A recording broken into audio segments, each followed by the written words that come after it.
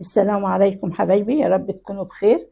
النهارده ان شاء الله هنبدأ مع بعض البندانة اللي هي بدون خياطة، اللي هي بتبقى مقفولة كلها وما فيهاش اي خياطة، الا فيها قرص بس من ورا اللي فيه الخياطة. البندانة دي بقى بتتعمل ازاي؟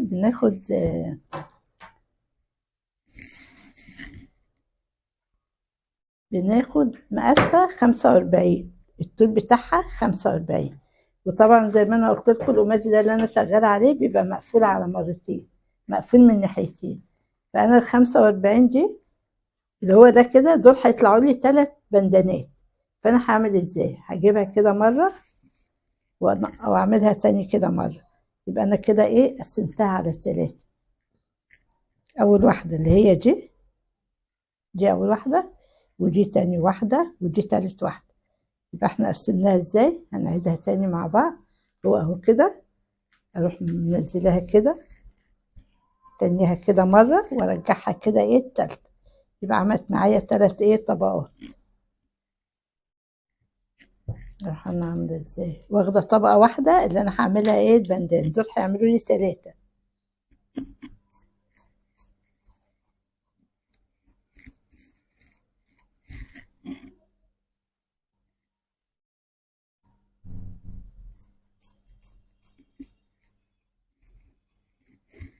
هيعملوا لي 3 ازاي؟ اهي دي كده واحده، ودول كده 2، واحده وواحده. فانا هشيل الاتنين دول دلوقتي كده، وهشتغل فين؟ هشتغل في الواحده اللي احنا هنشتغل عليها. الواحده دي بقى هعملها ازاي؟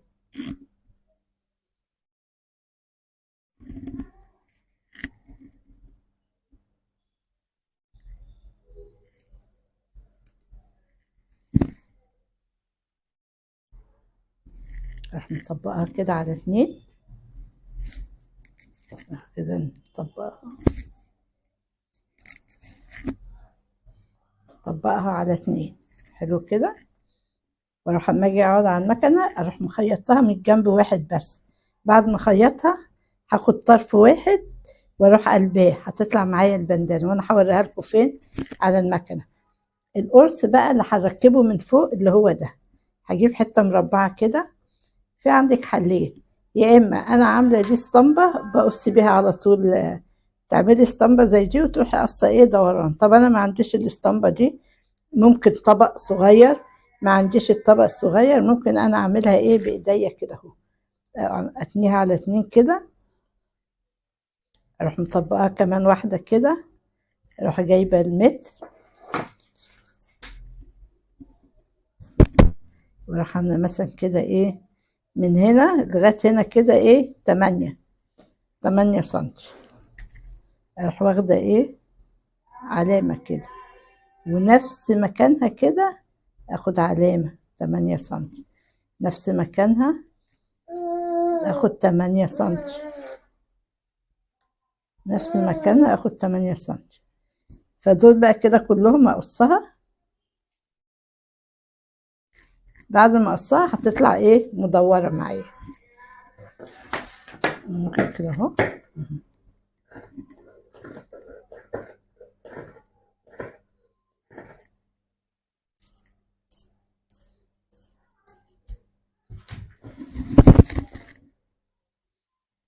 تروح طالعه لي ايه اهي مدوره كده اهو. في حاجه زي كده. فدي هنركبها هنا اهو. تعالوا نروح على المكنه ونشوف هنركبها ازاي، ونشوف البندانه هتطلع ازاي. بدأت البندانه اهي زي ما احنا ايه كنا مطبقينها، هنروح مطبقينها كمان تطبيقه كده كده اهو. نروح جايين على المكنه هنسدوا الحته اللي هي ايه المفتوحه، دي المقفوله مش هنيجي جنبها.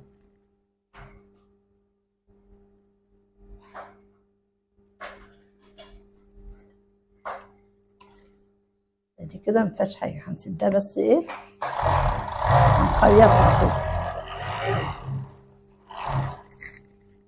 هروح جايه باي طرف، دول كده 4 معايا، حاجه من اي طرف منهم اروح قلبها ماسكاها كده.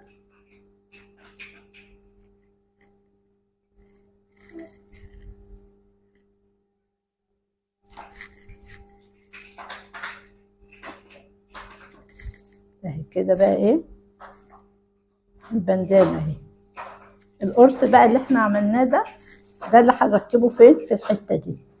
فراح انا جاية كده ماسكة اتنين مع بعض، هنمشي عليها داير ما يدور، هنمشي كده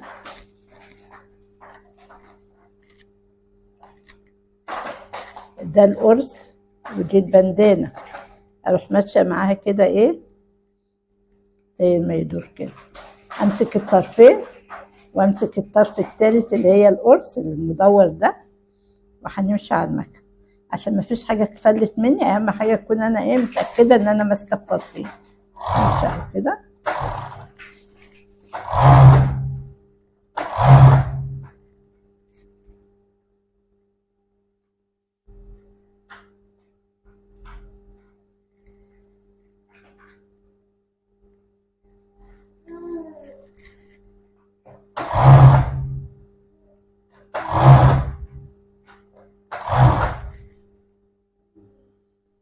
لازم يكونوا التلات اطراف ايه مع بعض، عشان في الاخر بعد ما اخلصها ما الاقيش في طرف ايه مفلت معايا. اهي دي كده البندانة خلصت على كده، مفيهاش اي حاجة. ده القرص واهي دي البندانة. هنلبسها برضو على المانيكان بس اهو. اهي كده بقى ايه لبسناها على المانيكان اهي كده من ورا اهي كده. ودي بقى عشان ايه الشعر لو في شعر ولا حاجة ايه بيتلبس لنا كده بيظبطها اهي، مفيهاش اي حاجة. مسمينها بقى بدون خياطة ليه؟ لان ما فيهاش اي خياطات من هنا، هي الخياطة كلها في القرص ده بس.